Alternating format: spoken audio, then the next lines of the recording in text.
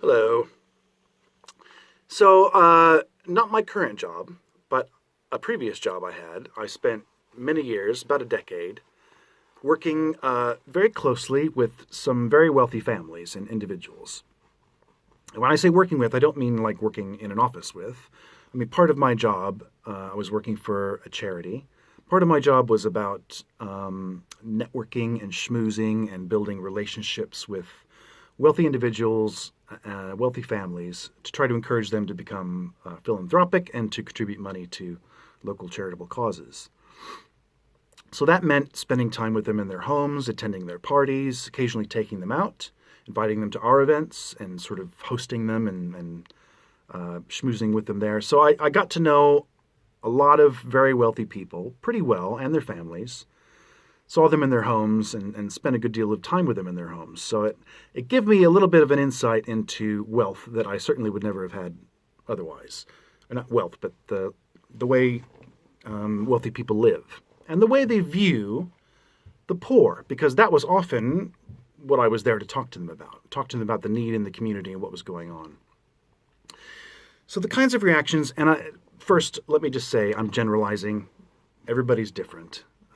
You can't say one thing is true of all wealthy people any more than you can say one thing is true of all non-wealthy people, apart from having wealth or not. But in any event, I just wanted to talk a little bit about this because over the last couple of days, we've been hearing some comments from Wilbur Ross, the U.S. Commerce Secretary, President Trump, talking about these families that are queuing up outside food banks in America because they've gone over a month with no pay because of the government shutdown. And they asked Commerce Secretary Wilbur Ross what he made of this, all these lines of federal workers snaking outside food banks, trying to get food for their families. And he was utterly perplexed. If you watch the clip, I don't understand it. I don't understand why they're doing that. Why can't he understand that? Federal workers are very often on low wages. They live hand to mouth, paycheck to paycheck. If you go a month with no income suddenly, when you're living hand to mouth, that has a really big impact on a lot of families. Suddenly they're not able to pay their utility bills. They're not able to pay their rent. They can't afford to put food on the table because there is no money. There is no money coming in. There is no savings. There are no rich parents to bail you out. And they asked the president about this after Wilbur Ross made that comment. And they said, why do you think he was so surprised? And Donald Trump said, well, I think what he meant to say is that in these communities, when these families go through hard times, the local supermarket will they'll sort it out. Or, the local bank will sort it out. So in a very non-specific, generic way, he was just suggesting that there's some sort of safety net there for these families where the grocery store is just going to let them have the food on tick. They'll be able to sort of run up a bill at that supermarket and then pay it off later. Or that the banks will just say, oh, yes, I understand you're in a difficult situation. Here's some money. People who aren't wealthy know that that doesn't happen very much in the real world. But there is a real disconnect between people who are privileged and live with a great deal of wealth and those that don't. And I would hear a lot of comments that would make me just inwardly furious. My job was to try to educate these people and make them a bit more aware of what was really going on. So I couldn't react with horror at some of the things that were said to me, but there were some commonalities, some things that I would hear a lot. There's a word that is very upsetting that gets used a lot by people of wealth to describe everybody else, and that word is loser. You hear it a lot. And it comes from a belief that on a very fundamental level, anyone can be wealthy. Everyone has the opportunity. They're living in a capitalist marketplace. Anyone could find a way to make money and become wealthy. And if you are not, if you are struggling, if you are poor, if you are suffering from poverty, well, there's only one person you can blame for that, and that's yourself. This is a worldview that obviously does not take into account privilege. It doesn't take into account that poverty is not a choice, it's a trap, and it's extremely difficult to get out of once you're into it. And it also fails to recognize the different playing fields that that wealthy and non-wealthy people are on. I think the best way to illustrate that is just to think back to when you were in college or high school, and there were a couple of families maybe in your school that were considerably richer than the rest. They might not have been super wealthy, but compared to the rest of the people there, or the rest of the families in the community, they were wealthy. And so what happened when they finished school? Did they spend 6 months, a year, desperately trying to find a job? No. They would go to work with their dad, or their uncle would pull out a chair for them, or a friend of their mother would give them an opportunity. People pull the chair out for you when you come from power and wealth and influence. Opportunities are handed to you. Now, if you ask these people, they wouldn't ever acknowledge that. They wouldn't ever say, I didn't earn everything I've got. But the reality is that they did not start from the same place as everybody else.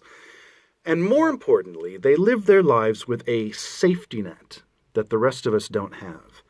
If you fail, you will very often, if you're wealthy, fail sideways or even up, whereas the rest of us generally fail downwards. And it's because there's this safety net of your network of wealth and power and influence and other families and contacts that will look after you, because they know that if they get in dire straits that you might give them an opportunity too. So there is a sort of club. I've seen it. I know it's real. And it means that you always have that leg up. You know, they're not just pulling out a job for you in the mailroom either. It's going to be a job in management, executive level.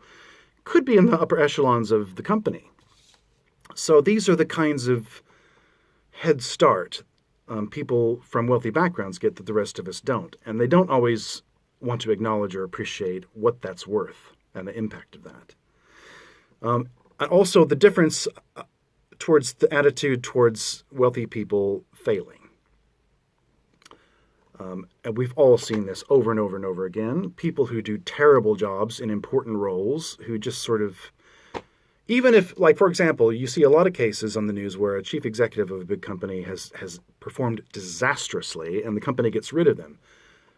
Very often, that chief executive will leave with a gigantic severance package. They'll be jumping out of that plane with a golden parachute.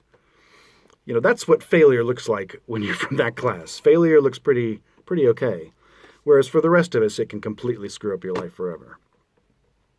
They also fail to understand that poverty is not a choice, it's a trap. That once you get into poverty, you very often will lack the capital or the networks and connections you need to get out of it. It is a trap.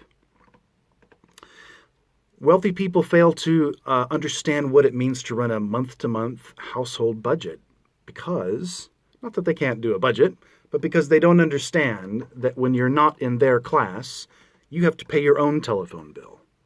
You know, your company or the company you work for doesn't pay it for you. You've got to pay for your own internet. You've got to pay to put fuel in your car. You've got to buy the car in the first place. If you go out to dinner, there's no writing anything off to business expenses. It's all got to come out of your pocket. So they don't even fully understand what it costs a working family to run a modest household, which is also why they don't seem to have a problem paying poverty wages. I remember talking to one gentleman who was saying, I've got loads of Polish immigrants working for me. I pay them $15,000 and they're happy to have it. In fact, they don't even spend it all. They send some of it back to their families in Poland. And I said, yes, as it happens, I know something about this. The reason they don't have to spend all that $15,000 is because they haven't come here with their families. Most of the time they come here alone, leaving their families back in Poland. Because they can live more cheaply there. And then the Polish person here will live in a house where they're crammed in sort of 7-8 people to a bedroom. They'll often be sleeping on the floor in sleeping bags, taking up every square inch of floor. Their lifestyle is appalling because $15,000 a year is a poverty wage. It's not a wage you can live on. So that's how they're able to send money from this meager salary back to Poland, is that they don't have a decent lifestyle here. That's not really appreciated. I mean, it should be obvious from the fact that he's only able to get Polish immigrants to take those jobs, because British people know that $15,000 is a poverty wage. It would not provide a decent standard of living. It doesn't. And in both countries, the US and the UK, there is no sense, there is no desire, there is no impulse behind either government to ask the wealthy to contribute more. We've been through a double dip recession. A lot of people are suffering. The income inequality gap gets wider and wider. It's harder to put food on the table month to month. More and more families live paycheck to paycheck, and any interruption like this shutdown can be devastating to them. And yet, at no point over the last decade since the recession hit has either government said, you know what, wealthiest people, I think you should contribute a bit more so that we can help lift everybody back up out of this recession and sort of get back on an even keel for the economy. That never came up. It's never even been contemplated as far as you can tell. On the contrary, both governments have passed huge tax cuts for the richest people in the hopes that they will bail everybody else out. But obviously it doesn't work like that. So there is a profound ignorance amongst the decision-making class and people in power about poverty, about what it looks like, about what it feels like, about how hard it is, sometimes impossible to get out of it if you're stuck in it. And I'm bringing this up today because it's something I think about a lot. And when I hear people like Wilbur Ross and Donald Trump say things like that, it's deeply upsetting because you know that what's coming with this lack of understanding awareness is real human suffering. So please join me in helping to raise awareness of this issue. Find a rich person, tell them what it's like, and thank you for listening.